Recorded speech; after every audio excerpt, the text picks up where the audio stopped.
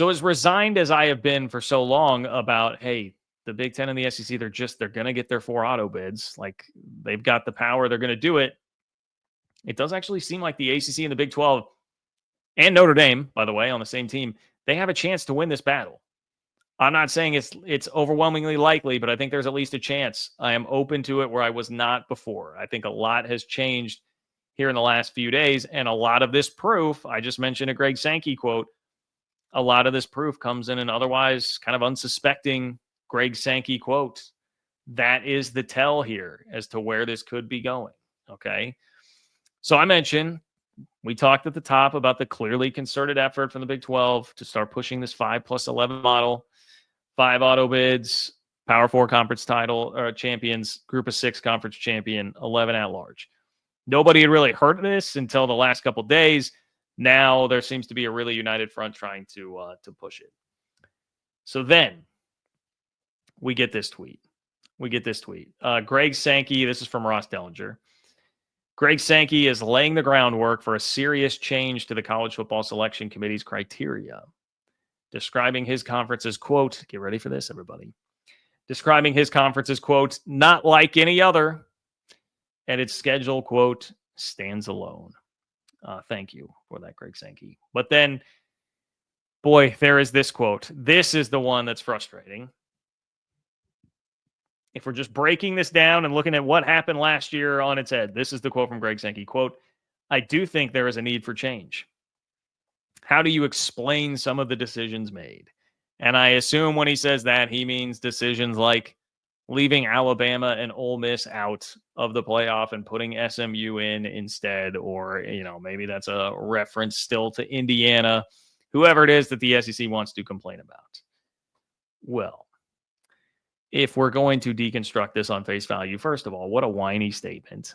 Second of all, it's crazy that they're making this much of a push about it. Kalen DeBoer was also complaining, Alabama head coach, about the schedule. And DeBoer, the ball's on DeBoer to inherit the absolute machine that Nick Saban had put together, and then to lose by 21 at Oklahoma, who, by the way, Big 12 11th place finisher Houston lost by 4 at Oklahoma last year.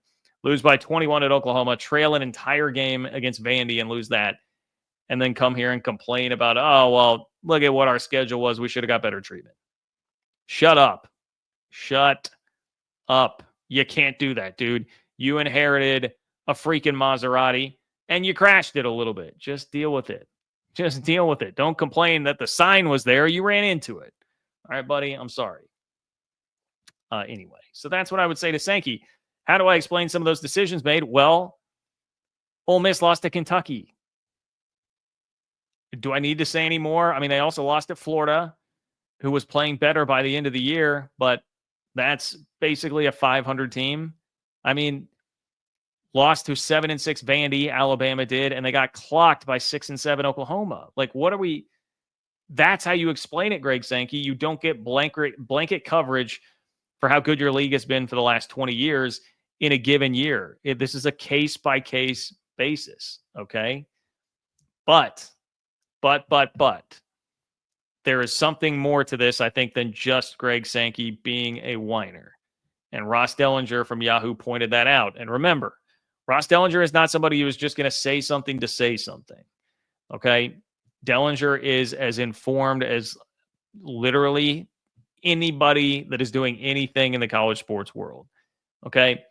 Now, he says, such an intense argument from Sankey speaks to just how seriously the SEC is considering the 5 automatic qualifier plus 11 at-large format instead of the 4-4-2-2-1 model that virtually eliminates the selection committee's role. That is interesting, okay? So what Ross Dellinger means by that is look, they would not be devoting this much time and energy into pushing their narrative to a selection committee if they knew or thought that it was only going to be for one more year. If it was just going to be for this next year, and then after that, they're getting 4 auto bids, they wouldn't worry about this as much. They wouldn't have to have this full-on attack in the media and put out graphs and diagrams and charts and data. They wouldn't be doing that if they just thought, well, it won't really matter because we'll get 4 teams in every year anyway after next year. This is a hey, this might actually be something that sticks around for a little while. The idea of a selection committee to a bunch of at-large spots. We better campaign as hard as we can right now to try and lay the groundwork for getting better treatment in the future. That I thought was a really astute point by Ross, and probably an informed point. I mean, he's a smart, very sharp dude. So it very well could have just been something that he recognized on his own. But my hunch would be that there is some intelligence behind that because of how much he knows and how many people he talks to. Now, I mentioned some of these charts and graphs, right? You guys want to see some of this? Thanks to Brett McMurphy, we've got a little bit of this. So let me share my screen with you. Typical Zoom call dialogue, right? Okay. Let's get to this. SEC provided a 7-page document to the media showing the regular season gauntlet that SEC teams face in league play. The SEC says no other conference has a regular season as grueling as the SEC's. All right, so here you go. The SEC only has 2 teams outside the top 50 in average strength of record over the past 10 years. You can see where the Big 12 sits there. Look at the Big 12. Hey, better than the ACC. Better than the ACC. So there's that. They're using strength of record, only 2 teams outside the top 50. Everybody else has more.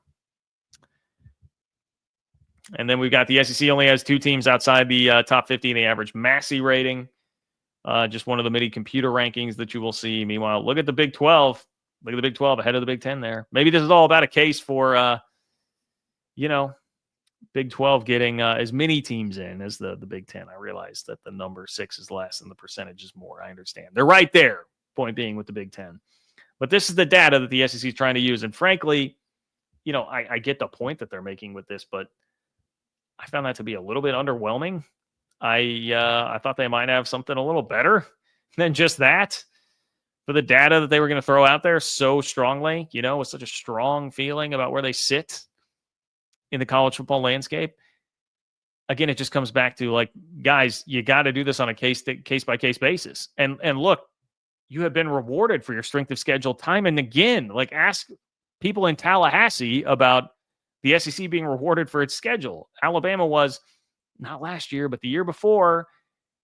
Greg Sankey had a quote like, we've made this about being unbeaten as opposed to strength of schedule. No, Greg, literally in the 2023 football season, Florida State went unbeaten and got left out because your Alabama team that had a loss got in.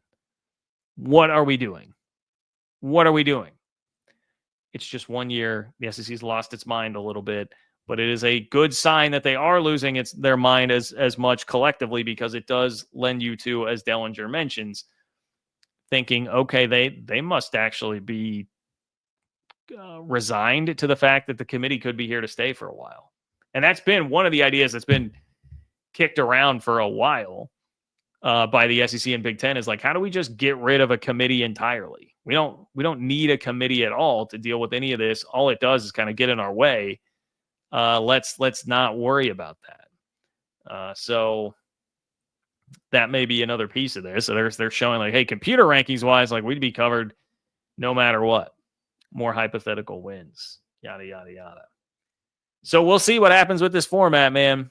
We'll see what happens with this format, but it feels to me like 5+11 has a real shot. And what's funny is, like, the Big Ten, the only conference you're hearing like no talking out of right now is the Big Ten. They're the ones who have thrown their unified support really behind the 4-4-2-2-1. And this is where Tony Petitti really does not do Greg Sankey any favors by just not speaking. Like, he doesn't have to take any of the arrows because Sankey will go speak. Petitti really doesn't speak. He just kind of gets out there and it's like, oh, I'll let Sankey do it. He's been around college athletics longer than me.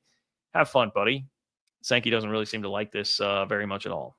So anyway, now I had somebody ask me, I did a radio hit locally here in Kansas City yesterday, and somebody asked me, like, what do you think is the best playoff format? I thought that was a really interesting and funny question, because, like, my answer was, well, I would go with the playoff format that they have, but I would go back to the conferences like they were in 2020 and before Texas and Oklahoma left. Like, just turn back the clock, put the conferences back to where they were when they decided on that playoff format, and call it good. I think that's a really good way to do it. Now you have 5 legitimate Power 5 leagues that are balanced, and you reward the top 4 conference champions out of there with a bye. That seems to make a lot of sense to me. I would do it that way. And this is why it's frustrating that, it's like nobody could see this coming when the SEC went and got Texas and Oklahoma. Like, this was always going to be the end result here. And now we're here because of what the SEC did. And yet the SEC is turning around like, man, we got to fix this format. This is terrible. Well, you guys came up with it, but then you screwed it up by going and raiding the Big 12, which led to the Big 10 raiding the Pac-12 and then completely blowing up the entire conference. Like, you guys, you did this. It is very much, for anybody who is too online, like myself, you've seen the meme of one guy pulling the trigger and shooting something, and then the next thing turns around and is like, why did so-and-so do this? It's like the SEC turning around and shooting the college football playoff format and then looking around and like, why would the Big 12 and ACC do this? Or why would the Big 12 and the Group of Six do this? Like, that's what we have right now. So anyway, it's a bit of a mess. But the good news is the public sentiment seems to be turning on this. And I'm going to get to that after I hop into some super chats here.